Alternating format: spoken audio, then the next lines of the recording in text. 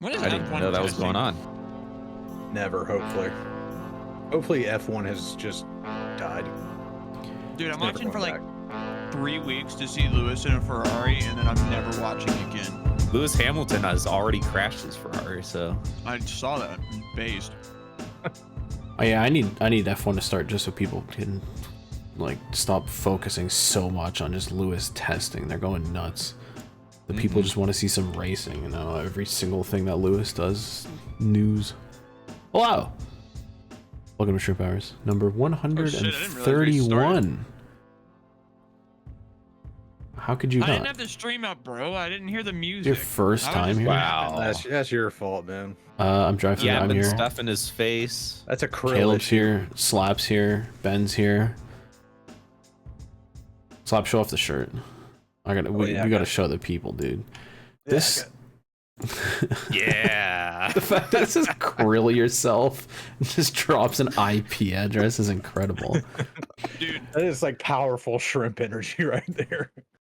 krill yourself. Every time I hear that, I just think of Cody's rental car that he had at Talladega, and me and Slap just started graffitiing shit all over it, and that was one of the things that went on the deck lid was "krill yourself."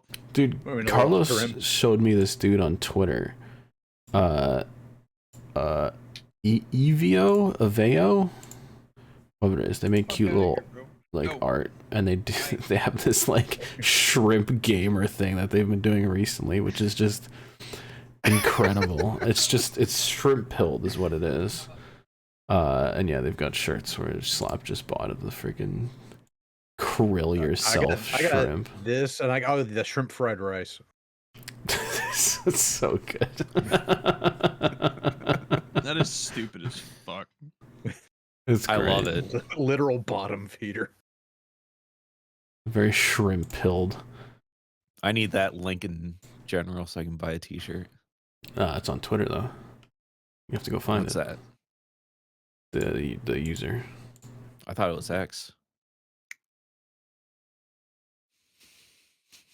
I need the friggin' horn button. All right, on to the news. Privileges, I'll do it. I could be no, trusted. I'm not. You are not.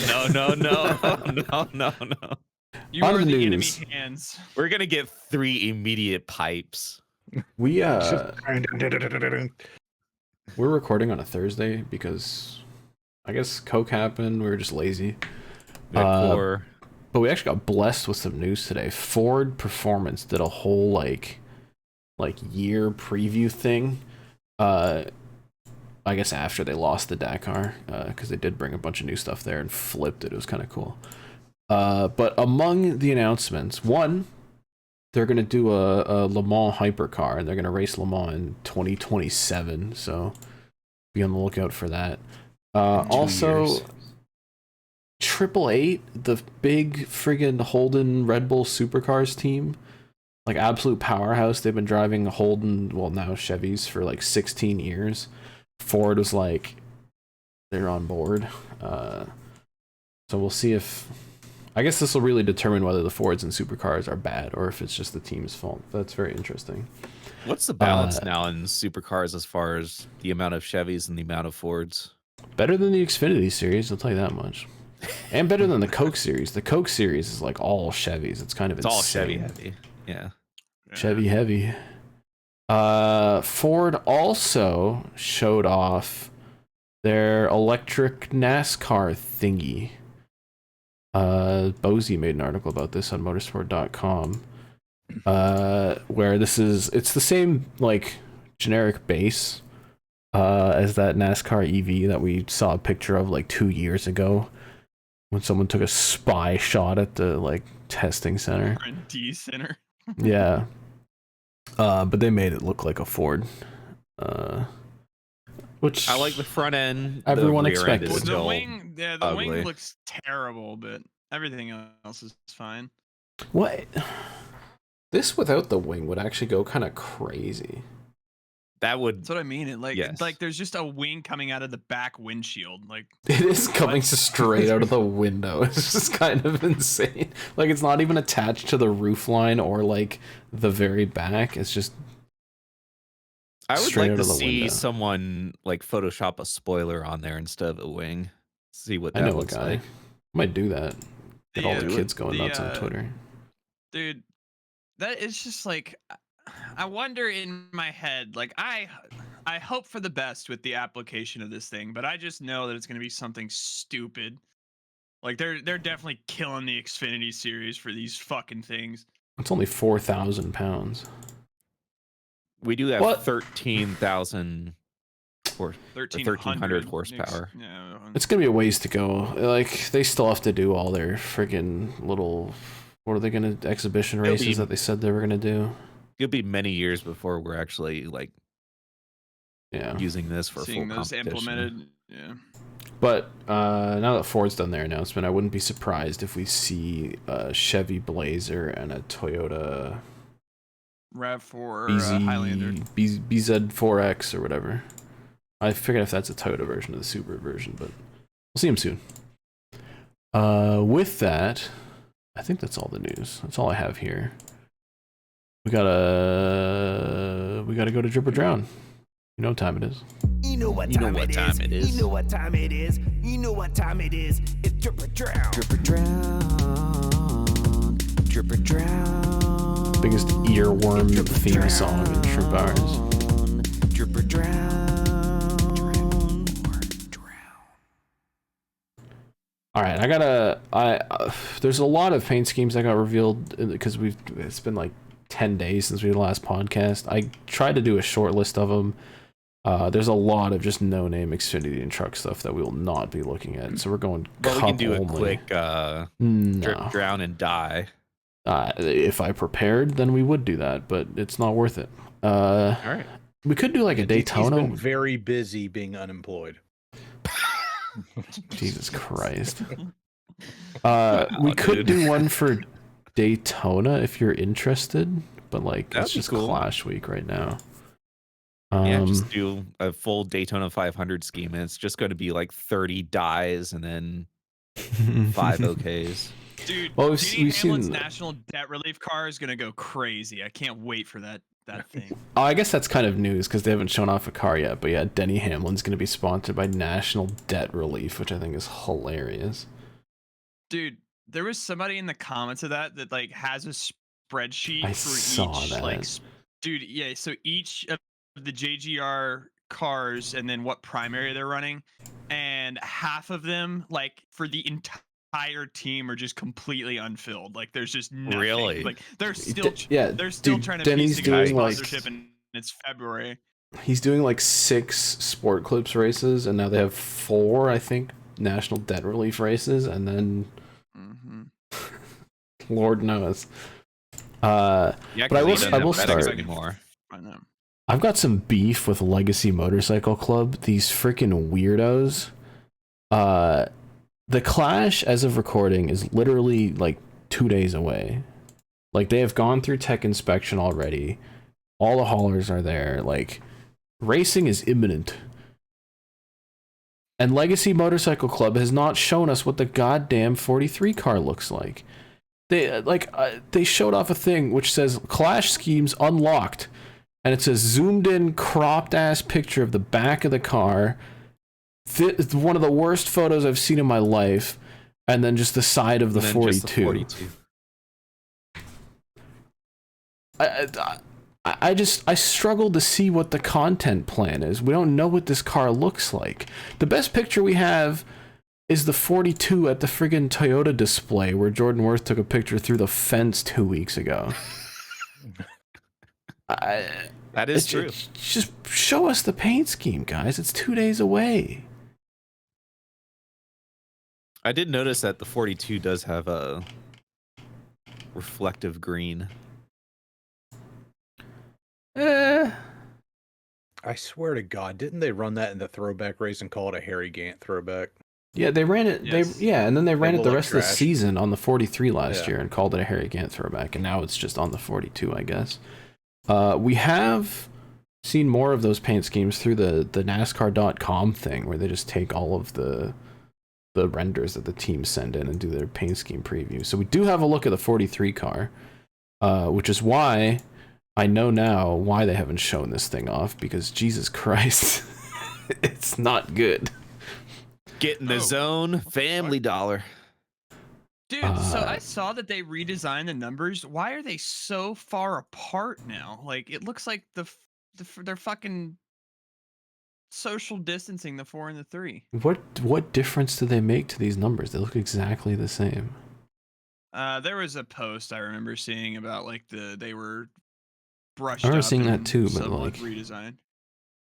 they made the drop shadow like they connected the two lines. I think is literally. I'm just saying that it looks like like if you pull up a picture of the 43 from last year, the 43 is not that spread apart. Like the kerning looks fucked up. Are you sure about that? This looks totally normal to me. Am I crazy? Let's take a look. I feel like I'm going crazy if nobody else is seeing how, like, it looks so spread apart. Here, I've actually pulled up a picture from Phoenix of Eric Jones when he's just driving that, what the 42 is this year. So what are you on about? Look at the distance between the 4 and the 3. Yeah, they're kind of spread out, but is that not the exact fucking same? Different. It just has a slightly thicker shadow. Oh, yeah, they are slightly further apart. Yeah, here, like, there's a side-by-side from Listen, there's last year. a lot wrong with Legacy Motor Club right now. I don't think the distance between the numbers is their biggest of concerns. I'm just saying it just looks strange. It's like maybe that's why they didn't put a paint scheme reveal on Twitter, because even that little teaser photo they did, I saw one of the first comments was like, dude, these are gonna look sick in 30th place. Like, you're running the most iconic number in the fucking history of the sport. Dude, besides it's just this. It's just a black car with some like discount auto. Like, what even is the spacing on this? I don't understand. Can I be honest? I kind of miss where they would shoehorn the petty blue on the 43. Like, dude, people are saying that now. They're like at least that was cool, even though it was kind of insane when they went Cheerios and it was like yellow and blue. Like that was kind of a look.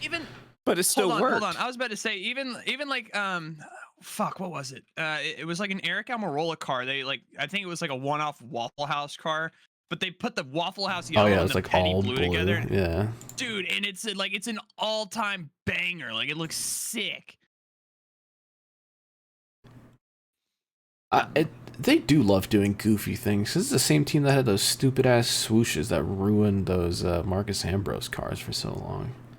Dude, and they can't figure out what they're doing on the B pillar. Like they're trying so hard. Yeah, we talked about this like, the other week. Now it's just all gold B pillar, I guess. Yeah. They still have the line down here, but like, I don't know. Figure it out, man. Like, just make the cars look good instead of trying to do these weird branding things year after year and then changing them all.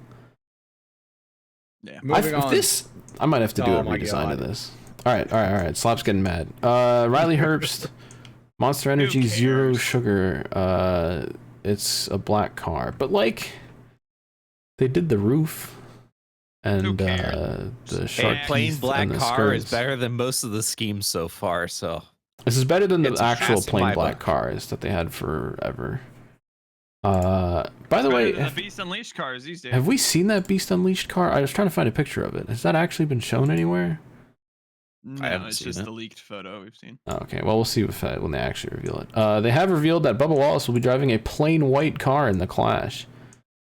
And when everybody clowned on this on Twitter because it looks like a fucking test car, Denny Hamlin said that plain cars show up better on TV. And this is the guy who won the worst paint scheme of the year award last year on our podcast. So I think that tells you enough. We might be in the Great Depression of NASCAR paint schemes. Like, this is so bad. Imagine making a plain white car and being like, "Hey guys, here's what we're gonna do this year." Like the background of this graphic is more exciting than a single thing on the paint scheme. That is true. Just do that. Put that on the car. We might be cooked, is what we're learning here. Can we have the graphic designer that like made this post and made this picture, like, do the design on the car? Oh.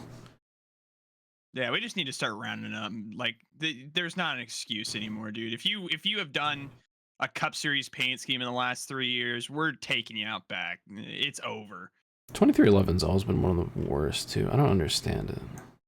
Anyway, last car of theirs, which is like paint scheme kind of ass, but the actual like the bit they're doing is kind of cute.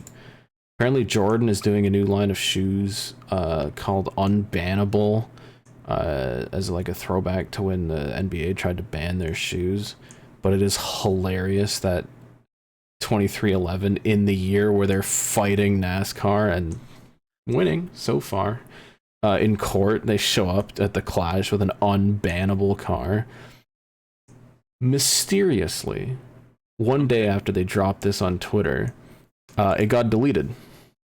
You can't see this graphic on the original socials anymore. I think, and it has been replaced by this. Yeah, is that getting posted in place of it? Is like somebody made a call. Somebody's got their underwear in a bunch, and I think we know who felt threatened by a graphic that said unbannable and said take it off. I think if anything, there was a lawyer that saw this and was like, "Hey, like, cut it out." Okay. Yeah, that's I didn't think of that. I thought it'd be NASCAR. No, I don't think NASCAR would give a fuck. I think if anything, it was We're like talking about the France family. These are the most thin-skinned nepo baby fuck sticks I've ever fucking had the displeasure of doing research on. Listen, I'm not saying it's out of character for them. I'm saying it's probably more likely that they wanted to be precautious with their things. All that being said, it is still on the car at the Clash. Like, it still says unbannable on the back. Yeah. As of Thursday evening. If it was a NASCAR thing, they would have been like, take it off. Anyway, kind of funny. Still just a plain ass white car. So hold on, 2311 at the Clash. We have plain black car, plain white car, and other plain white car. I don't even know how we're gonna be able to tell these two apart on the track because they already are blending in. Simple is better. On TV. Stupid. Speaking of plain cars. Oh Wood Brothers God, are doing a throwback. I haven't even seen this one. What's wrong it with is kind your of cute. Car, dude? Well, they're doing like a throwback to when they last raced at Bowman Gray. I don't care. It looks terrible. It looks terrible. I think for a one-off, it's okay. There's some actual history there. If the side skirts were painted, I'd be fine with it, but they don't have the balls. Also Ty Gibbs is running a Saya freight car. We're so cooked, dude. I just looked at a car with one stripe in the middle of it and was like, oh, that's a good paint scheme because we're just so deprived. It's not bad. Everything else has been pretty bad. I like the just plain number, no outline, but like cut into the base a little bit. The Monster Energy big black panel always sucks, but I like it. Not bad. And then lastly, to refresh us all. So we talked about the Trackhouse redesign a couple weeks ago, and they showed off some of their like promo cars, and I was like, damn, this doesn't look that good. And then they dropped their Bowman Gray cars. These go crazy. Dude, the neon numbers with they actually like put some design into the blue. It's way better than the gray that they showed off earlier. And the little Red Bull headlight outlines. Oh my God, I didn't even notice that till now. Dude, that's sick.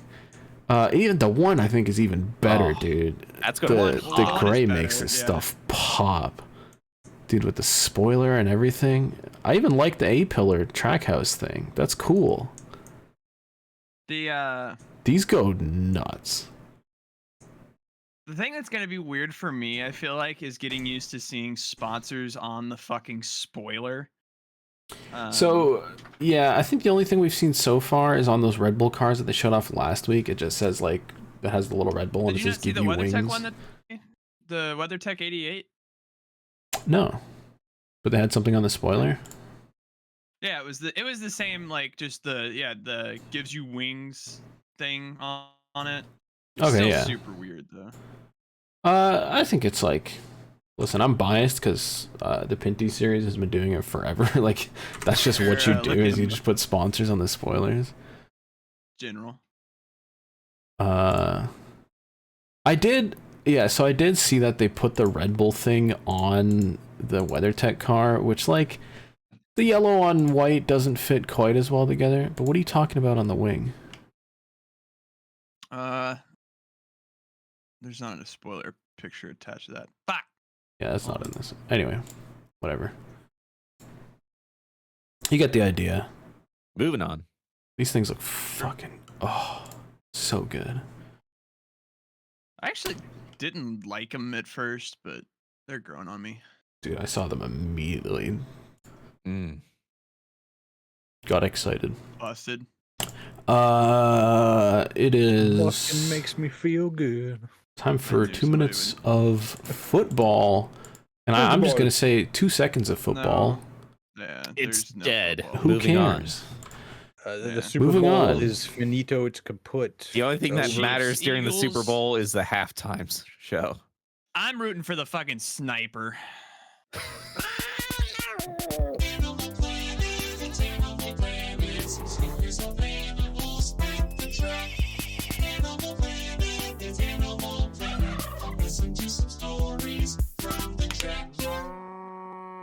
I'm just hoping the flyover hits a helicopter and takes out Jesus Christ. That happened yesterday. I was Well, just by about the to time say, this podcast is out. there has literally been a terrorist attack in New Orleans like less than a month ago, but That dude, I watched the friggin' like ATC video doing? about that. That shit was crazy, by the way. Yup. It's crazy that Helicopter had visual on the wrong plane. It's crazy that that's the system. Is they just tell him, "Hey, there's airplanes," and then the guy's like, "Oh, okay, I see him," and just didn't see the right one, flew right into it.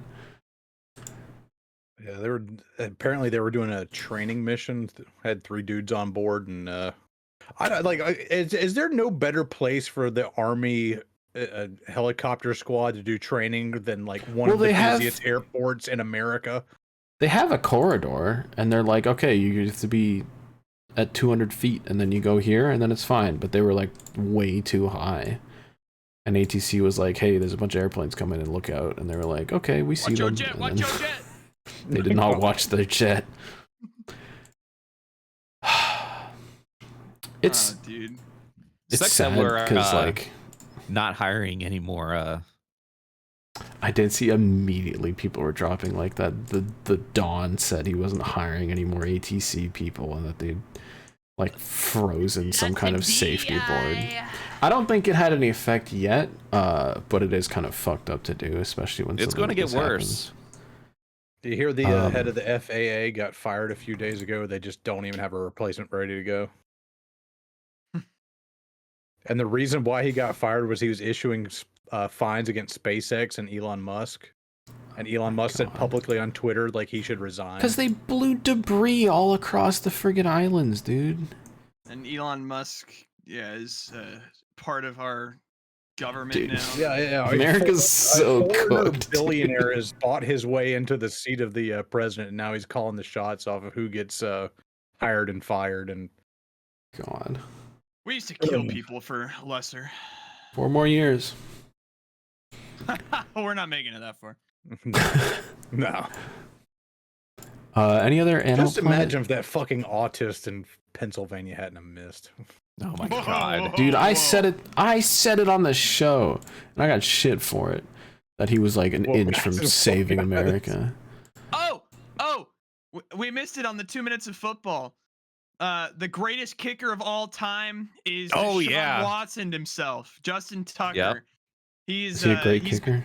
He's been the best kicker in the NFL for the past like 5, if not 10 years, and he's apparently been exposing himself and ejaculating on masseuses in his free time. So, Jesus Christ, man, just play football.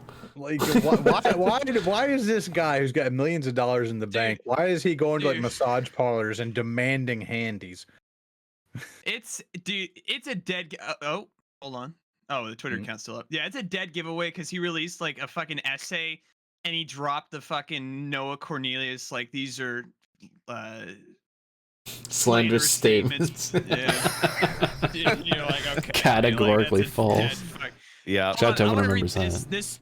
These two sentences in particular. He said, once I reviewed the newspaper's allegations against me, it was apparent that the newspaper was deliberately misconstruing events as nefarious, in parentheses, which were not, and were relying on third-party speculation to generate the false preconceived narrative about me that they believed would generate clicks.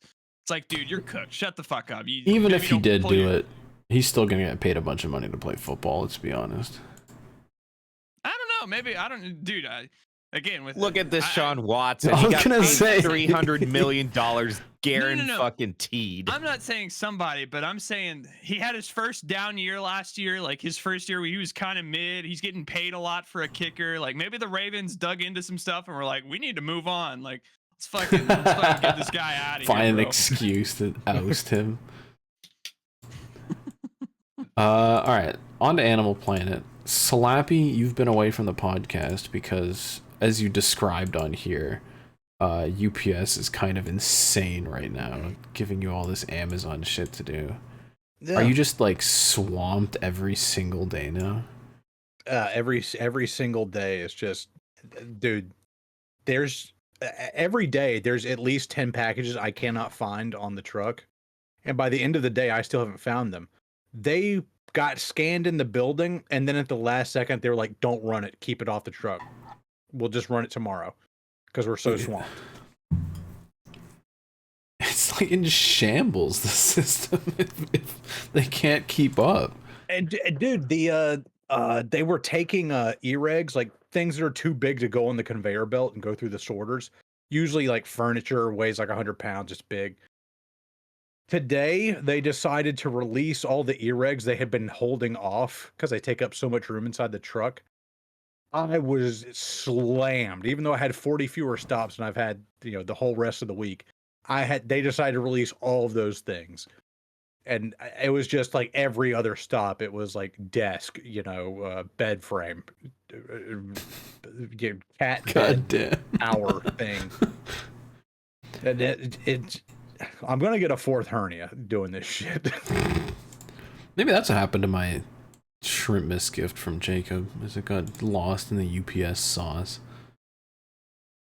But we had like the USPS small sort stuff that we're dealing with, and then we had a freeze. We had like a high of like 30 degrees and a low of 17, which South Carolina is not prepared to deal with at all. Yeah. And so it rained a little bit and it all froze over, and there was a lot of shit that didn't get moved. So when we were already kind of bad, we got slammed even harder because now we're trying to make up for lost time. That was last week. And today they said we are fully caught up. There's no more stuff left in the building. Tomorrow, Friday, should be okay. And I'm debating about whether or not I actually want to go into work. God. Well, I hope it ends. And I hope he got paid a shit ton. You get penalty pay? This week is the first week of 9-5 violations. So hell yeah. Triple. I already have 6 hours of triple time. Oh my God. I'm just imagining a multiplier hanging over your head like a freaking Tony Hawk game. You're just on 3x whenever you deliver now. Yeah, it's dark, and I like at some point, you're just like late in the night, it's dark, like 8:30, and you've got like 15 stops left, and normally that'd take you like 30 minutes, but now that it's dark, you're trying to find house numbers, and you got their flashlight out, you're looking for them. And then you just like remember you feel the multiplier above your head. And you're just like, I don't give a fuck if I never find this. I'll stay out here all damn night. All right, on to the media check-in. Media check-in. It's media check-in. I think it's the first podcast we've done since the Daytona 24, and that race was a banger. Mm-hmm. It's really making me want to go next year. Dude, the friggin' Corvette versus BMW feud was incredible. The race for the lead was really damn good too. Shout out to friggin' Porsche going back to back. Shout out to the Lamborghini and Ferrari just murdering each other. And Classic Lamborghini Italian just fucking feud. it in GTP. Yeah, I was gonna say the Lamborghini GTP. Shout out to those guys for making it literally like an hour. 3 of their drivers did not get to drive the car for a single second because it just fell apart immediately and they had to go home. It's a Lamborghini, dude. Man. They're not meant for their reliability. It is hilarious. They pulled it into the garage and the commentators are like, they're not working on it. Is it overheating? Are like waiting for it to cool down? And then like 10 minutes later, they're like, oh, they're taking down the pit stand. It's like fully over. It's over. Not even an hour and a half in. I don't know what ended up happening, but yeah, that thing was donezo immediately, which is hilarious. There's a disqualification in LMP2. Oh yeah, the winning LMP2 car got DQ'd because they had like ground too much floor away, and then they said they had a suspension fault, and that's why the floor got ground away. And IMSA said we don't care. Yep. I did see that. Was it Sebastian Bourdais? So I think Mark Urban made a tweet, and he was like, "Imagine having to like return the Rolex watch that you get for winning." I think Bourdais responded. I'd keep that bitch. He said, "I sold it today." I lost it in a boating accident.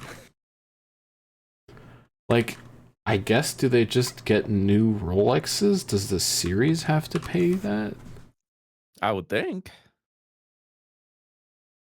I don't know why they give them out immediately. What do you mean? That's part of the podium's thing. It's like, here, you get your but I would think that they would do like a fake show and then hand them back and give them the real NASCAR hat. No, that's cringe as hell. Yeah, there's Sebastian Bourdais saying, I sold it Sunday night, which is hilarious. I sold it Sunday night for Waffle House. Dude, some Waffle House, I'd go crazy. I might hit that up after the podcast. Dude, if I lived in a place that had Waffle House, I would probably be 4 times the size. That's crazy that, like, so blows my mind. But if I say I want Waffle House, I have... You can just go. I have 3 I can just go as well. 5-mile radius. All you motherfuckers can just go. That's so... And I'm lucky because up here, like, we're not supposed to have Waffle Houses. Ohio just randomly does. It's so weird. It's the same way that, like, Florida randomly has Wawa when everything else is in, like, the Northeast, and then just Ohio just randomly has Waffle Houses. And there's one Waffle House randomly in Indianapolis. Is there? No, it's a... Oh, damn. I guess that's, like, out of their zone, too. Why don't they come back? Dude, they would go nuts in Canada. People would be all over that shit. Hit I think it was like Carb Day morning or something. Hit up the fucking Waffle House. Dude, I'll show you Carb Day. Hell yeah. Oh, I got a triple hash brown smothered and covered. It was Carb Day. Dude, yeah, me and Slap made out, and then we watched Indy Cars. I don't know about that. Drop the fan art in our email. There are slanderous statements being held against my character. Is that all the media we got? Can we start opening them up? Yokozuna. Oh yeah, New Ben. Yokozuna. There was a three-way playoff. Damn. Yeah, so there was a 3-way playoff last year, and but the last one before that was like 25 years ago. So we've had like 2 3-way playoffs in 2 years, which is like fucking unheard of. Damn. Which sucks because the guy that led the entire thing just immediately fucked it. Yeah, so like Ken Bozon is Ken Bozon. He's like he's from Kazakhstan, and then you have Hoshoryu from Mongolia. So it's like 2 nomadic warrior kings meeting on the steppe, you know. And then Ken Bozon, the lights were too bright, man. Oh no. Well, he was undefeated for the longest time, and then he like racked up 2 losses in a row, and then lost in the final day to trigger the playoffs. Yeah. And this guy's typically not great. He's probably around 500 most of the time, and just for some reason, this January he popped off. His very first tournament as a rookie, he did really well. I think he had like 4 losses, so he was like 11-4. But then he like regressed back to, you know, the median. He was doing well enough to not get demoted, but yeah, he caught fire again. I think his rookie tournament was 2023 January. Something about the January tournament he's always good in. But Tamawashi, the Iron Man, turns 41 years old. He's out there with a 10-5 record, 9-6 or something like that. Damn. Oldest man on the roster, and he's just out there. He was undefeated for a while. He's leading the he's on the leaderboard there for like the first 5 days. Unk still got it. Dude, we need so there's been like a shortage of good O linemen in the NFL. We need to get an all Yokozuna fucking line. Just watch them wreak havoc on the defensive lines of the NFL. They cannot. The issue is they would only be able to do 1 or 2 plays, and then they'll be done. Yeah, they're not exactly known for their cardio. Dude, fucking, could you imagine just having a fucking Yokozuna at left tackle? Like Michael Parsons doesn't know what the fuck is going on. He's trying everything. Could you imagine Yokozuna, like a pass gets like deflected or dropped or fumbled or something? He's got to run that shit. Rumbling. Dude, there was an old Madden game. Oh, dude, it was my favorite. I think it was one of the Gus Johnson ones. But whenever you had like a big man run where like the O lineman or a D lineman would pick up the ball, one of Gus Johnson's lines was just "Get the oxygen tank" as he ran down the field. It was so good. Before we exit out of the media check-in, it would be a crime if I didn't mention the absolute run that me and DT have been on of NHL franchise mode, dude. Dude, we've been going ham. Caleb started, because he's been playing NHL 24 and started a franchise mode, and then I got the itch, and I still, as I think I've talked about on the show before, I still play NHL 17. It's literally the same game. Like, other than the rosters, which I don't even care that much, it has most of the same dudes anyway. Literally the same game. So we've both been firing it off. Caleb's been rebuilding the Preds.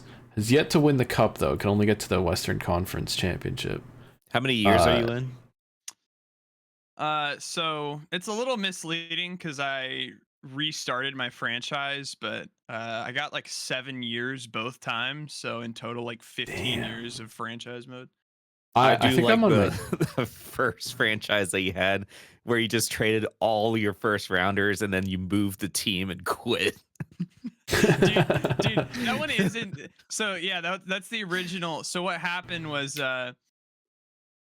I was under the impression I was mistaken what the GM told me. It's a courtesy of the 22, I guess. But I thought I was under the impression I was getting fired if we didn't make the playoffs. So I traded like 5 firsts to go get a good player.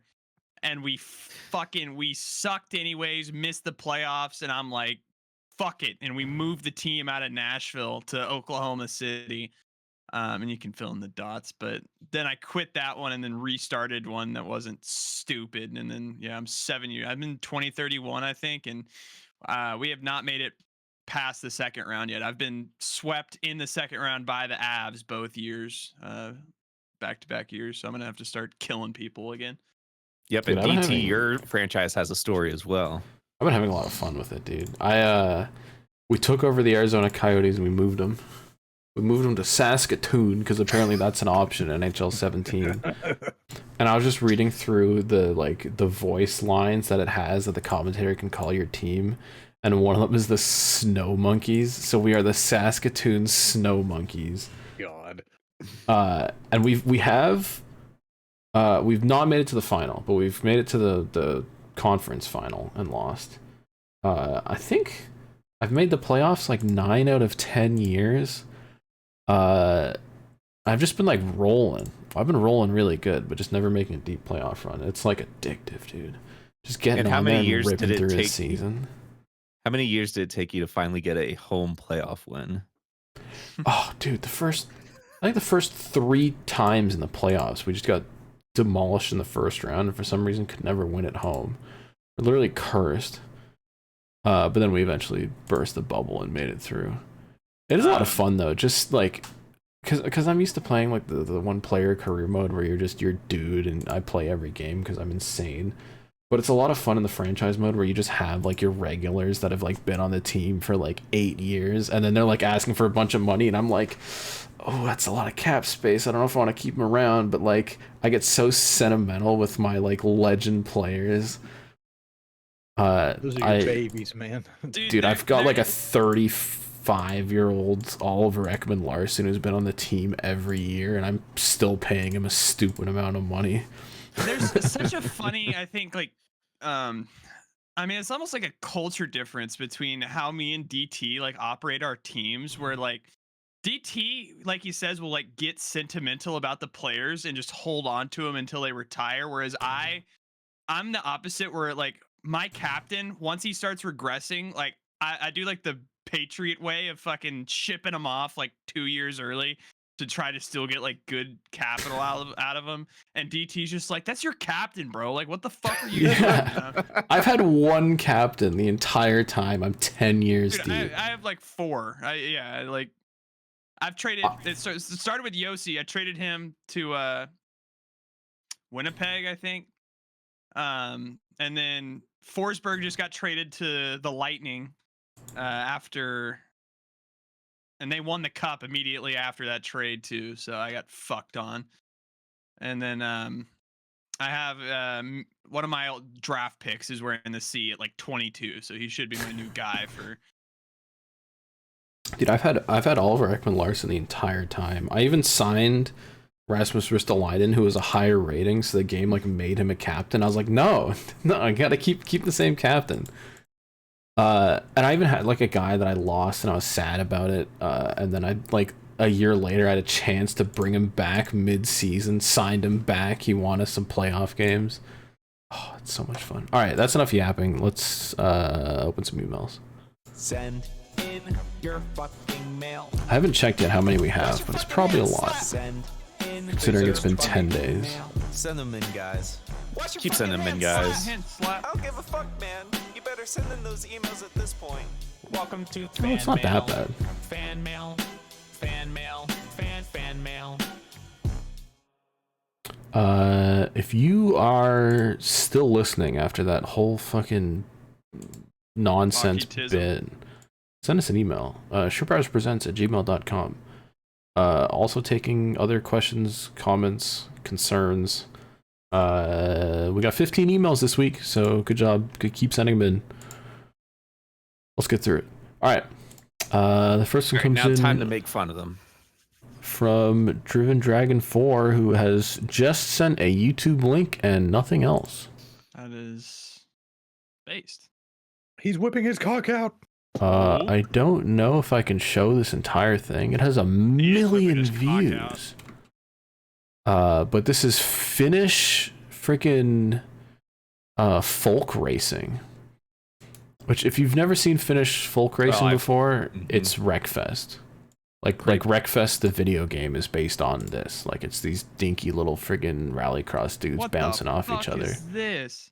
Oh, he's dead. Oh my god. So I'm not gonna watch the whole thing here. Let's look at where the big spikes are, I guess. The big pops. Play the highlight. Little friggin' Fiat Polskis ripping wheelies. Holy shit, that's sick. What is the power to weight ratio on these little things? I don't know. They're probably cranked up. We got a Beetle class going on. Look at all the boys. Flip. I need to roll over. It's happening. Oh my god! All right. Well, Caleb, you got what you wanted. We're so back. If nobody does that, dude, if nobody does that, Daytona 500, it's at 0 out of 10. Nah, dude, no. Fuck the Daytona 500. Fuck the Indy 500. We're buying season tickets to that. We're at every race. Dude, the Shrimps are going to Finland. All the comments are talking about how it looks like Wreckfest, which is really funny. Which makes sense because that developer is Finnish. All right, the next email comes in from Keegan. Who says, hey Shrimps, besides the stat sheets and stuff, I've been loosely keeping track of recent updates this week. This is just a news drop? Connor Zilic is going to debut at Coda, yeah. Red Bull on the car, yeah. Hayek did a photo shoot with their only sponsor being Sunny D. That is kind of funny. I didn't know that was their only sponsor. I think they'll have NOS as well because they're like a personal Stenhouse sponsor. But I think that's literally all they have is Sunny D and NOS, which doesn't sound like a good taste combination.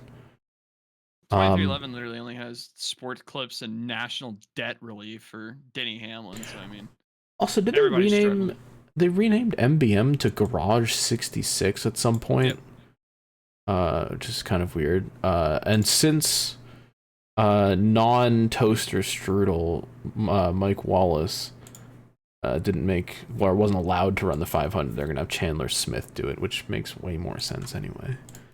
Yep. Oh, this actually, okay, this is a good piece of news that I forgot about. NASCAR 25, they said NASCAR 25 video game is gonna have the Cup Series, Trucks, Xfinity, and ARCA, which is sick. I hope that game is as good as I think it'll be. Same. We will see. Yeah, we'll take a look. The next email also comes from Keegan, who says, second email. I wanted to do this last year, but I didn't think I was a frequent emailer yet. Well, you certainly are now. But I thought I'd shoot the shot for you guys, or the viewers. What is this? I'm in a big NASCAR pool. 57 people last year. $200 entry fee. You choose 5 drivers and 3 backups. And if your driver's in the highest positions, you'll get the highest amount of points and a payout. $170 for first, 90 for second, 35 for third. Jesus Christ. That right? What did I say? $200 or $20? I think it's $200 you buy in for the season. But you only get $170 for, I'm at a net 30 loss, best case scenario. No, I think it's each race. Oh. I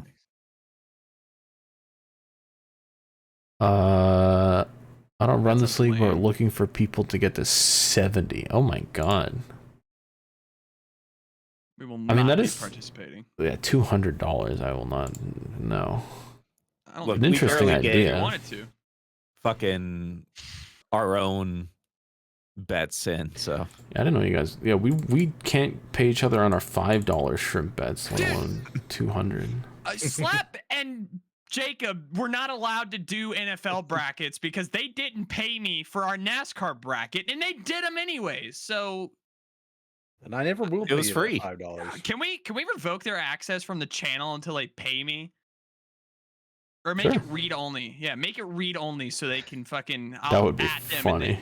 Dude, dude. Fuck I'm driving up to Nashville tonight. Dude, it's $5, bro. Just fucking PayPal me. Which, by the way, if you have PayPal, make sure you go fix your shit apparently because they're stealing all your information. PayPal business, though. Yeah, it said that was about invoices. So I don't know how that all works, but whatever.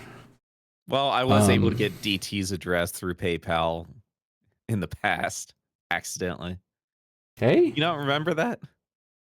Post his IP address right now. I got DT's address through his IP address, but nothing else. Yeah, okay.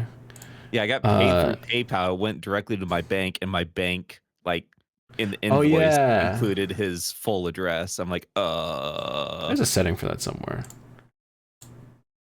Dude. Okay. The next email comes in from Carl. Carl says, "Hi, Shrimps. I know this point has been pontificated extensively on this pod. What? It's been pontificated on extensively in this podcast. I'm not going to say that word. But literally, Shane Van Gisbergen's Twitter handle has 97 in it, and yet he drives the 88. Yeah, And the Zillich car is 87, but he's the one who actually drives the 88. What are they doing over there? It should be Zillich in the Trackhouse 40, and Junior Motorsports get the 88. I don't give a fuck what proof the whiskey is. And Shane Van Gisbergen 97. Yes. And I talked shit about that because I was like, why the fuck is Shane Van Gisbergen not driving the 97? And Kyle Sykes, the designer for Trackhouse, responded, and he said, Trackhouse was getting their numbers set up or whatever, something like that. Something along the lines of like, Trackhouse wanted the 88. So while it was available, they were like, let's take that number and put Shane Van Gisbergen in it. Which I think is kind of disappointing. It is what it is. And then we get a Junior Motorsports 40 car because of that. Like, what the all the years that the NR 2003 kids have said, like, oh, Junior Motorsports Cup Series, here it is. Now the 88's available. Junior Motorsports 40 car. The fuck is that? That's not right. That I don't care who you are. That's just not right. That's just Mark. Uncalled for.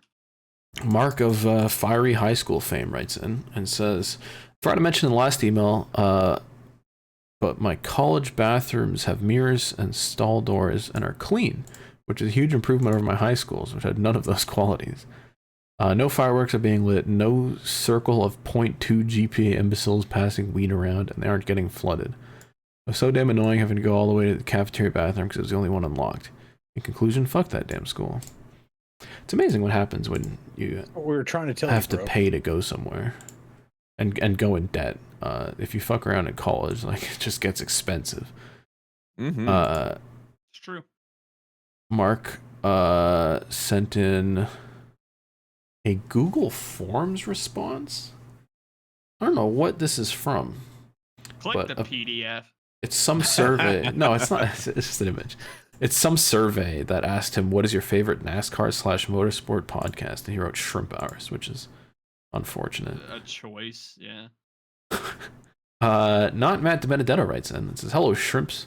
I'm so excited for the clash at Bowman Gray. I'm expecting a lot of beef and someone driving across the infield to crash into someone after the race, with a fight happening.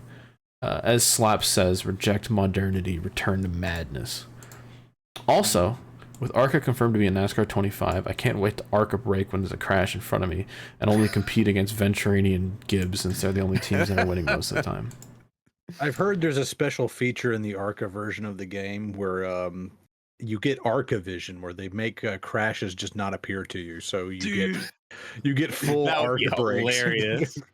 That would go hard if they had, like, if you remember, like, the old Madden vision cone. You just had the fucking vision cone. Like, when you're in ARCA, you can't just see shit in front of you. Can you imagine if, like, you started in one of the shitters in the ARCA race, you go 2 laps and the fucking engine explodes and, like, that's the end. That's the end of your race. Dude, it would be your a good... racing career is over. It's done. I just thought of a good, like, challenge run YouTube videos. If you do a freaking, like, can I make my NASCAR career without ever using the brakes in ARCA, and you just, like, unmap your brake pedal and then play through the career mode. The next email comes in from Bill. Hey, Bill.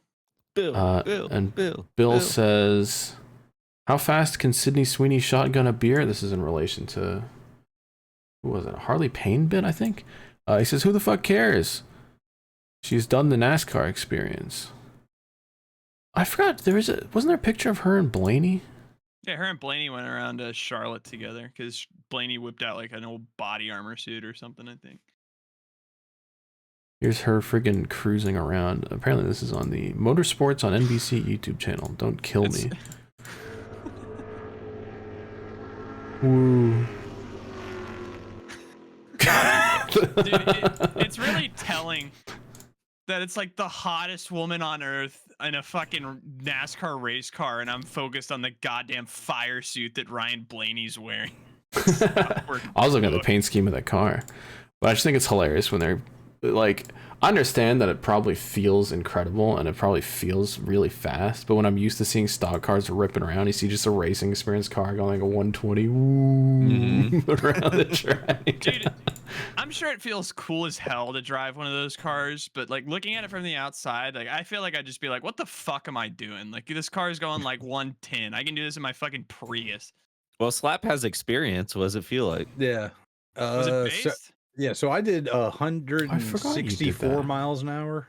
Well, they like tell you what RPM to hit, right? Well, they choke the engines down. Yeah. So, like, I was flat footing it all the way around Charlotte. Okay. But at one point I hit 165. And dude, that's pretty cool. Sorry. But the G forces in the turns, it's like it feels like a gorilla's sitting on your chest. I'm sure going like full throttle too. And you were talking about Arca brakes and Arca vision, but like, man, when you go through that turn and you have that narrow windshield and you see the turn just go like this and all you see is this wall of asphalt.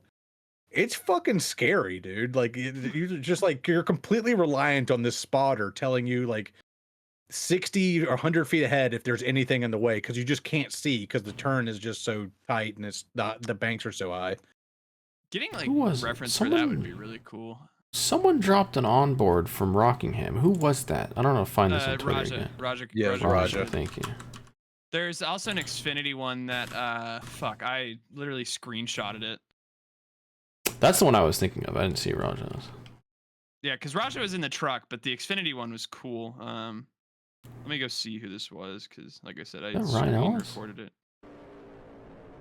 Well, let me pull up this Raj one. These are like Ryan Ellis, yeah, Ryan Ellis. Yeah, it was Ryan Ellis. Okay, this is on Raja's Twitter. But yeah, just being strapped in like this and ripping on the banking in Rockingham. Well, and this is the truck too. Like this thing is a neutered down piece of shit. Like Ryan Ellis was even crazier. Like he's ripping here. This looks crazy. Yeah, Ryan Ellis. That's new asphalt too. They're going faster there than they were back in the 2000s. Did you see the actual? They posted. I saw they demolished. Yeah, the old speeds. The old track record was like 148. I think it was like 28 or 30 seconds, but they were going 2 seconds faster. It was 160 was their average speed. So they're ripping around that joint. Dude, look at this. They're ripping. Dude, this is sick. And he's like just stuck on the ends. Like that thing is just gripped in. Seeing cars on track at fucking Rockingham is so cool. I also love this audio so much. When it's just blown the hell out. Like this thing is just screaming. Dude, this is so surreal. So like Rockingham is my favorite track of all time. Like I've gone back and watched like all these old races. I cannot believe we're fucking back. And I'm glad the Cup Series isn't coming to desecrate its legacy. Dude, I love that. I hate what they did at Iowa Speedway when they're like, oh, we're going to bring friggin' only the Cup Series. And it's actually maybe they brought Xfinity. But yeah, the Cup Series sucks there. And then they're in Rockingham. They're like, all right, we're coming back. The Cup Series Trucks, Xfinity. It was okay. It's not what it deserved. Yeah, they're just, I feel like Gen 6 is so really fucking fast at a 1.1 miles track. It's ridiculous. And I'm going there specifically because there's no Cup. I'm watching cars I want to watch. I'm interested how the surface, like with it being a repave, I'm interested to see if the upper groove will work, because like I saw some people kind of running it there, but that is my one concern, that it won't be very multi-groove with the fresh pavement. But possibly in 3 and 4. I don't see 1 and 2. Depends on what the rubber compound they're bringing is. If it like, dude, if they bring those Bristol spring tires, god damn it, dude, we're gonna be so back. God, yeah, if it's 40 degrees, a nice cold snap in April, the Bristol tires, like, yeah, we're fucking cooking now. There's a lot of NASCAR conspiracy theories, but like those Bristol tires were special. And they said, they were like, oh, we brought the same tires in the night race. They didn't. They did not. Apparently, apparently there was just no, that's what the supposed theory is. Yeah, it was just so cold. It's amazing when you have tire fall off, it actually makes good racing. I'll say Rockingham too is like, it's kind of got that Darlington effect where it's so close to the coast that like it's something like with the sand. Well, like that area of the Carolinas, the plains, that used to be underwater millions of years ago. So that used to be like a coastal basin. So now it's called the Sand Hills. And yeah, like I was at Darlington. Every time I go to Darlington there for like the Labor Day race, I'll park my car and then I'll go back out to it after the race is over. They kick up so much dust and sand, it just like coats all the cars. You're just coated in Darlington dust. And so Rockingham has that same thing too. Like it just gets, as the race goes on, like so much sand like settles onto the track during a caution, and they go back, they kick it all back up again. Hell yeah. The next email comes from our good friend from down under, Andrew R. This morning, all y'all. In response to Cody's thing about things changing every season, in 131, was it 131 last week? Who fucking knows? Impossible to tell, really. I even made a thumbnail for it and I forget. Maybe it's 132, I don't know. I said 131 at the top. Maybe it's right, maybe it's wrong. I'd like Andrew R says the whole podcast, start from the beginning. from the top. The most basic of things has changed. Wheelbase and width, and he included a friendly diagram in case you were unfamiliar with. This is 132. Is it actually? Damn, Yeah. I had no idea. A diagram in case you didn't know what a wheelbase and a width was. Thank you for that. I feel like most people should know. Or if they don't, they probably don't care about this email. Context clues. In 1981, Gen 3 was 110 inches long and 72 inches wide. And in 2025, 72 inches wide. Gen 7 is 110 inches long and 78.2 inches wide. Same wheelbase, but the car is 6.6 inches wider. It's heaps more stable. That's the most Australian thing I've ever seen. But the same stability means they don't rotate through the corners anywhere near as well. Compared to Gen 3, Gen 7 is excellent for super speedways, but the racing is worse because every car is so much more excellent at the job.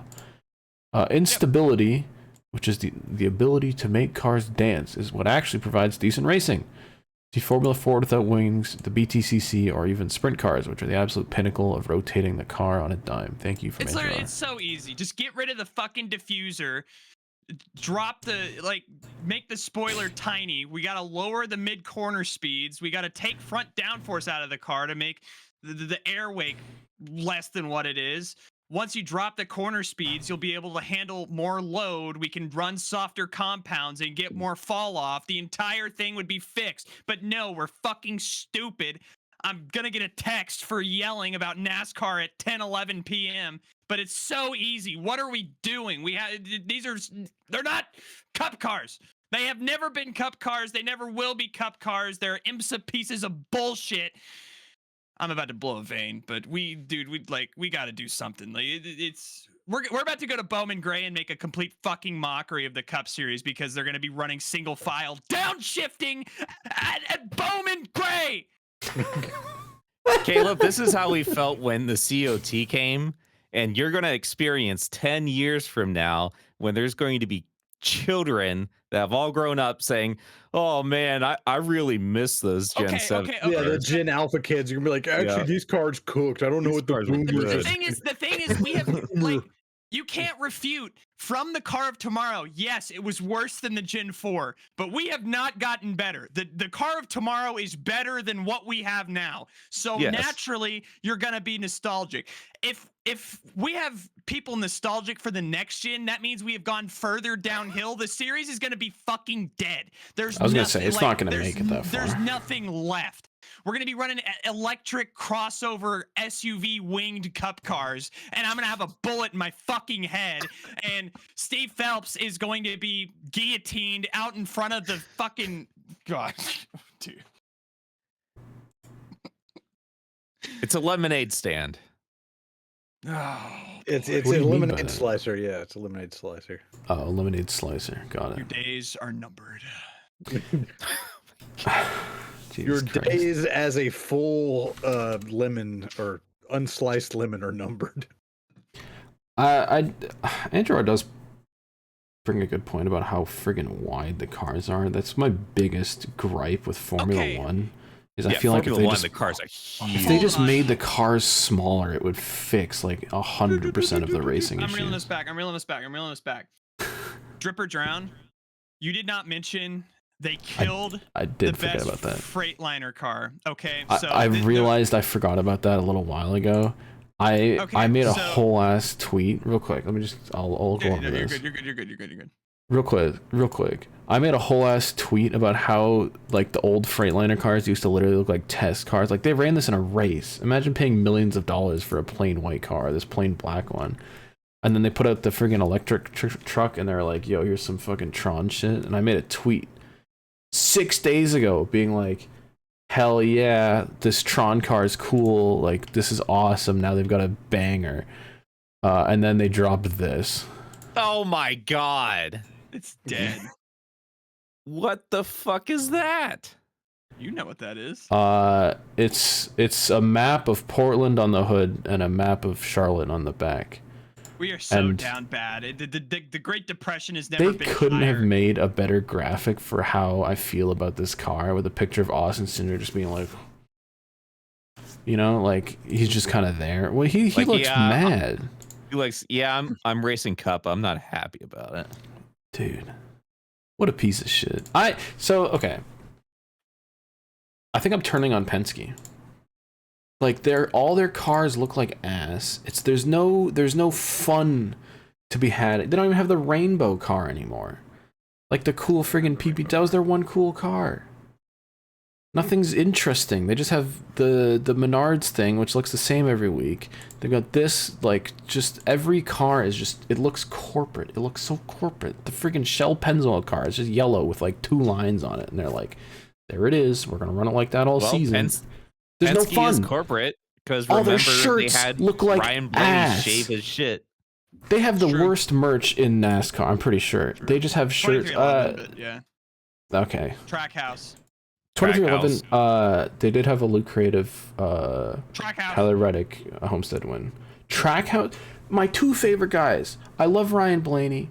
I love Daniel Suarez. Both their teams have the biggest dog shit merch in the sport, where it's just like the die-cast render on a shirt with like the name behind it. There's nothing artistic. There's nothing interesting. Oh my god. I just remember looking at the Trackhouse haulers when I was at the goddamn track being like, oh dude, let me get some Daniel Suarez shit. And it's just like his name. Yeah, the little fucking, like, Mhm. there's What are you there's a little doing? smiley face with a fucking Mexican flag that on is it. There you wild. go. The only thing of Trackhouse I got was the hat. I didn't get the shirt. I didn't get the die cast. I just fucking bought the hat. Dude.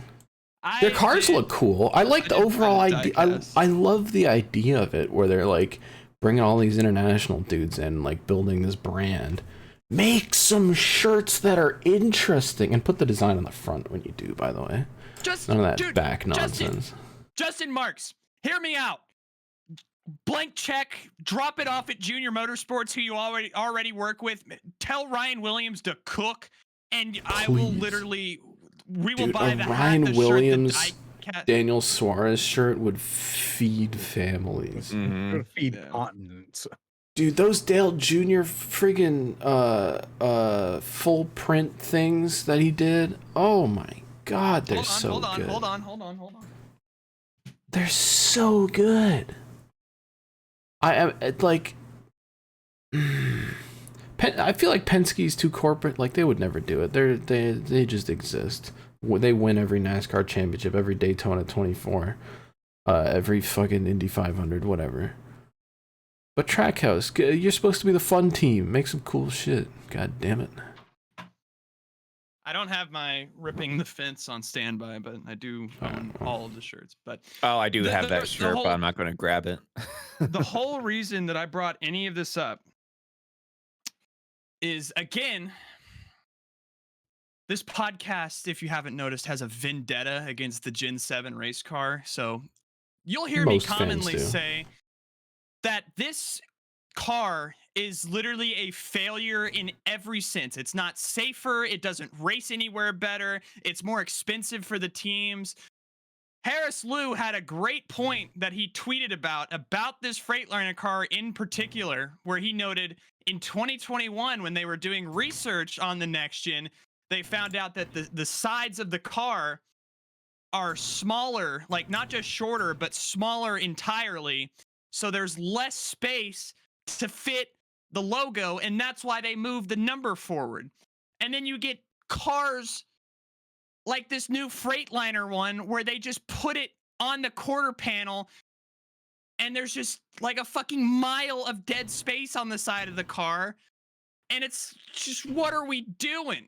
There's like a diagram too. Hold on, let me link it. Does play into the width thing. I think one of the reasons that Gen 6, it was hard for Gen 6 and it's hard for these guys. Okay, there's a few different reasons. When you had the Gen 4 cars, right? The hood was like actually slanted forwards, so you put a big friggin' hood logo there and everyone can see it. And now big all these cars have logo. these fat bumpers. So instead of the hood being like this, where you can see the logo on the front, it's like this, and no one can see anything because the hood's so damn flat. But then on top also of that, you have the fucking fins. Yeah, that's louvers. True. But the louvers like aren't bad. They're just like the hood is too flat. Just speaking pure like racing aside, just purely from like a make the cars look good standpoint. Here's that diagram, by the way, of how much space is wasted on this Freightliner car because brands are scared to get their logos cut by the goddamn wheel well. But this plays into the width thing too, because the cars are so fat now that like the windows are here, and then there's like a shelf, and then there's the actual like edge of the car. So there's like a lot of the side of the car just has this big angle in the middle of it, and if you mess up your logo, like that, what was it, a 60 car that we pulled up a couple weeks ago? Yeah, the whole half of the logo is just not going to be seen because it's on that shelf. Yeah, and that's actually like because of how friggin' wide the cars are. Here's the one I was talking about, where it's just like the travel of America because of that the goddamn shelf. Which, by the way, while I'm here and we were talking about Ryan Williams merch, his fucking Kyle Larson shirt goes like imagine one of these with Blaney or friggin' or Suarez or someone that I actually like. That would go crazy. I did. These are so good. These are the greatest shirts in NASCAR. Period. Yeah, I quote tweeted his drop thing, and literally 3 minutes later had the fucking order like shipping confirmation that I fucking bought it. And I was like, dude, we're back. Dude, these are so good. Dude, a car in the front and the back. Oh, notice how he took listen. the diffuser off on the back of the shirt too. Oh, it's a short track one. I of all the like forward shirt, backward shirt discourse, which someone tried to tell me. Someone tried to tell me the other day that you should have a logo on. You should have the big design on the back of the shirt, so that the brands that sponsor the car can be seen to people behind you in the grandstands, which is just insane fucking mental gymnastics. Just do this. Cool car on the front of the shirt, cool car on the back of the shirt. Problem solved. No one's mad. Everyone loves it. Anyway, yeah, because remember that I forget who was making it, but there was a good classic Jeff Gordon design. It was like 90s. I forget who did it. And then it was like on some designer thing. I forget. Oh, the Heat Wave thing. Yes, the Heat Wave. Yeah, that was Harris. That was Harris. The design was on the back, so I didn't buy it. Yeah, where the other ones were on the front. Who? You weird motherfuckers that want your shirts on backwards. I hate you. I hate that that's like the standard in this industry. It's so stupid. There's so many cool shirts that are backwards. Out here where the design needs to be on the back. It doesn't need to be on the back in dirt racing anyway. How did this happen? Who got infected by the backwards shirt mind virus? Where people are like, yeah, why would you want the cool thing to be seen by nobody? Podcast title right there. God. The backwards shirt mind virus. So stupid. All right, so that was a massive tangent going on about from the cars being wide, but still. Dude, still though, it's it blows my brain. Everything about this fucking car sucks. Just end it. Just nuke it. Just cut your losses, move on. Give us the fucking Xfinity car on Sundays with 900 horses. The ratings will be, dude, it'll be the fucking Jeb Stonks meme. We'll be so fucking back. Please, just save us. Save us, please. Someone save us from this goddamn next-gen piece of shit. All right, the next email comes in from Tim.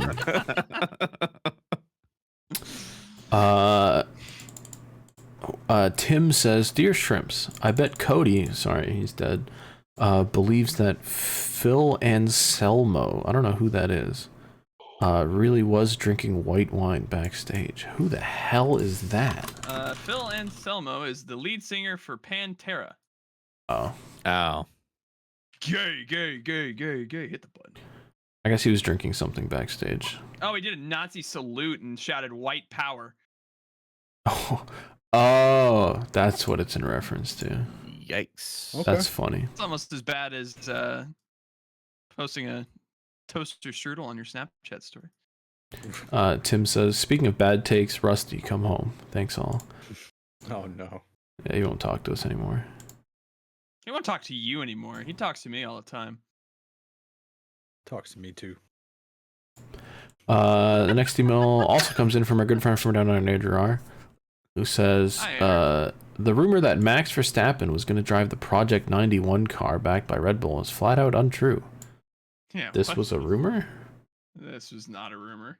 It was probably a kid rumor. Did you make this up? Shadow boxing. Dude, I did see there was like speculation about that Ford either Le Mans, the World Endurance Championship, whatever announcement they made. Like, what if they put Max in that car? Like, Yeah, that would kinda be sick. based.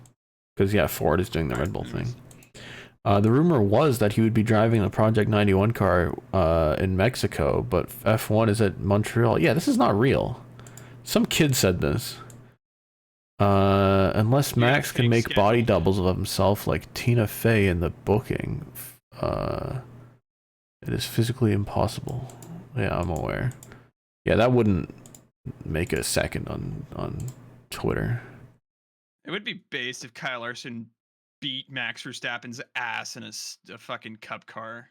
Not any indication of talent, but I mean, still, it'd just be hilarious. Have them both go at Indy 500. Do you see Max Verstappen? I saw a clip of him on iRacing the other day. Yeah, I did see that. Yeah.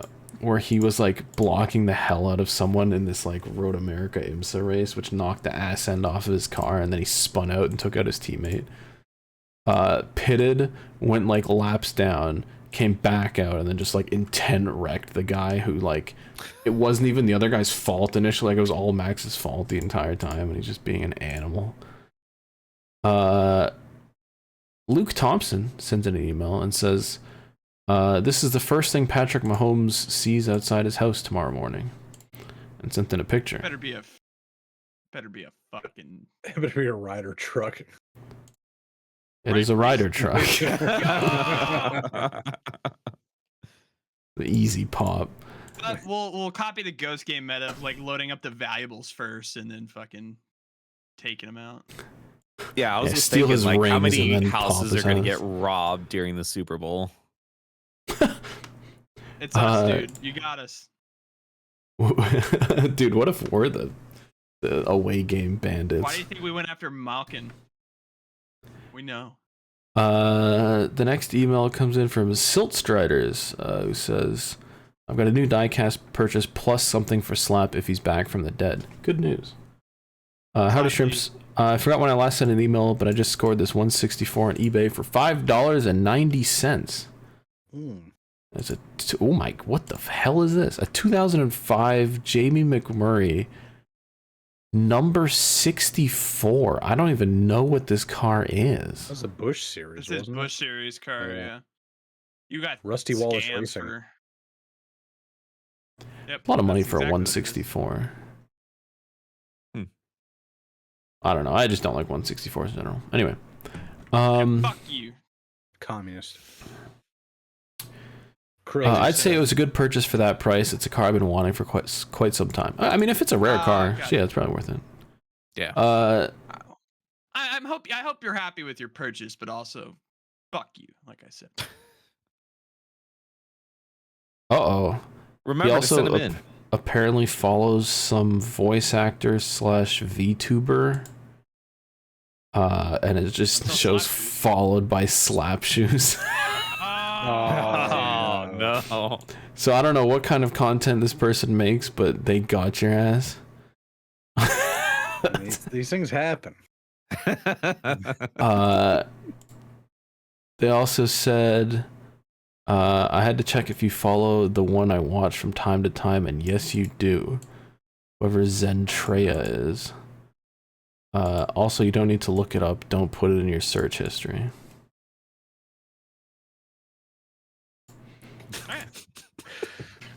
Moving on.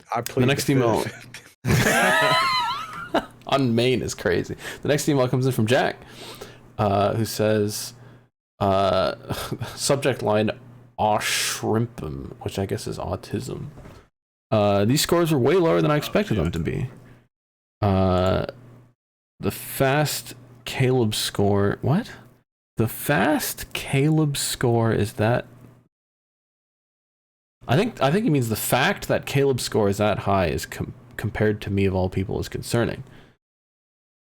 And showed that Jack got an 18 on the autism scale. That's not that much different. Well, we do have a confirmed autist that had a 22 score. So, dude, there's a guy in my Discord that got a 29. Oh my god! Yeah. Ooh. Turbo autism, nonverbal. That's like, I was about to say, that's when bitches go nonverbal to function levels. Like we're. Also, assuming Caleb told me to die, I will. I was kind of hoping you would get a pop in there at some point, but you didn't. Fuck Porsche Penske Motorsport. NASCAR sucks. The podcast is dead. Wow. Wow, dude. Wow, dude. Dude. Okay, hold on. Viewers, you're not allowed to say the podcast is dead. We can say the podcast is dead. You cannot. Yeah, Next. I agree. Otherwise, it'll like actually be dead, and we'll never come back. Yeah, dude. Like it's like you have a sibling. Like you can like beat the fuck out of your sibling, but nobody else can. Like. Also, new Ed upload, so I guess Rusty's the dead one now. It's true. Jack has also attached a meme. It says, I don't struggle with autism. I'm actually very good at it. Thank you, Jack. That was proven correct. All right, last email comes in from known... The vibes are at an all-time low. Known Bowman Gray enjoyer, Mr. Ass, who says, you guys have no idea how excited I am for the Clash. The FS1 documentary was a banger. Burt Myers and Tim Brown will try to make it in. We are so fucking back. Dude, yeah, I hope someone hits that little wall cutout and gets shot back across the track. I forgot about that wall. God. I just hope it's a complete shit show for entertainment purposes. They released the first Dale Jr. download of the year, and I actually listened to it today. But they had Rick Ware, and then I don't even fucking remember his name. We forgot about that car. Dude, it was actually a pretty, like, I didn't know the backstory, but apparently, like, he's a full-time employee at Rick Ware. Like, he works on the cars, so it's like he was talking about how cool it was to like see his name on the cars that they were working on. It was pretty sick. He said too, though, because Dale Jr. specifically asked about the jet out in turns 3, and he said the dude said he walked the track, so a lot of those changes are staying. At least that's from what they said. So like through like the modifieds and everything, like they are going to have to now, like the dude was saying that they would have to like change their lines, the way they run two onto the backstretch to account for like the extra 2 feet. Like it's an entire groove they've taken out of the racetrack just from the wall jutting out like it is right there. So it's like, what the fuck? Shout out to NASCAR, just completely ruined NASCAR buys the track and just fucks it within like a year. What's the dude's name? Like fucking Tim Brown? Am I losing my mind? Probably. Has this guy not tweeted? Corey LaJoy, the Penny guy. Didn't they announce this week that he's gonna drive the 01 car for Rick Ware in a few races? Yes, the Daytona 500 among select other events. I'm on this guy's Twitter, and I can't find a single picture of his race car. How bad is your social media? It's literally just his stupid podcast. Dude, where he's driving a cup car. Line. So okay, I did want to talk some shit because he did a thing, and Bob he did an interview with Bob Pockris when he's announcing that 01 car, and Bob was asking about like why he wants to be in the Cup Series so bad, and he literally went like, I don't want to show up on a Friday or a Saturday. Like I'm here to race on Sunday. I don't want to like win a race in front of 12 guys in the Truck Series. I'm not gonna like sit in here and like bottom feed. And every single response I've seen to that is people being like, what the fuck is this guy saying? Like it's just so disrespectful to like every single person in any of the bottom series, just for him to go out there and be a shitter in the Cup Series. Where did this car go? The cognitive dissonance, dude. Speaking I about saw a comment too that was cognitive pointing out the dissonance. hypocrisy of that dude's father being a multi-time Xfinity champion. Yeah, he literally won the Busch Series twice. That guy's dad. And listen, maybe that's where it stems from. Maybe he always wants to like one up his father, but he won 2 Busch titles. What the hell has Corey LaJoie won? Here's his friggin' 01 penny car, by the way. Shout out to the roof logo as well. Is my internet fucking it? Dude, it's so bad. It's bad. You're a slideshow right now. No, you're back now. Oh no, he's gone. Nah, he's dead. He's actually dead. I'm gonna fucking kill myself. Am I back? Yeah. Okay. But anyway, he apparently had an offer on the table last year to drive that 19 truck that Hemrick went into, and he was just like, no. And it's like, bro. Good. I want him to limit his own opportunities by being a fucking weirdo and embarrass himself in front of the sport. Like, he can okay, go so back like to building race seats. Oh, I don't have good equipment in the Cup Series. It's like, okay, then go prove yourself. Go do something with your fucking life. You haven't won a race since the fucking K&N West Series in 2012. You don't belong here. You're not like these guys. You are a fucking piece of shit. You ran 4th at Atlanta one time and got Dale Jr. excited. Now you think you belong? Get to the back of the bus. We'll see you in trucks every week, weirdo. All right. On that note, we'll be seeing. Dude, there's a reason no one likes this mother. Not only does no one like Corey LaJoie, everyone dislikes. Like, I would say he's probably actively like the most hated driver in the Cup Series. Again, and we had a girlfriend beater, Cody Ware, come back. So shout out to Corey LaJoie. I just want to point out, I've never been wrong. I was right about Matt DiBenedetto. I was right about Corey LaJoie. It's true. Tommy Joe Martins is the next one on the list, but we'll find out. Post a Grim Reaper meme of Caleb going from door to door. Oh, there you go. This was Shrimp Hours 132. I have 2 titles written down. The first one is It's a Lemonade, or It's a Lemonade Slicer, or It's a Lemonade Stand, or It's a Lemon Slicer. A variation of that. Or the Backwards Shirt Mind Virus. Backwards Shirt Mind Virus. Backwards shirt, yeah. All right. We'll be seeing you never. This is the last episode of this podcast. This is the last episode of this podcast. We'll see you never. Newt.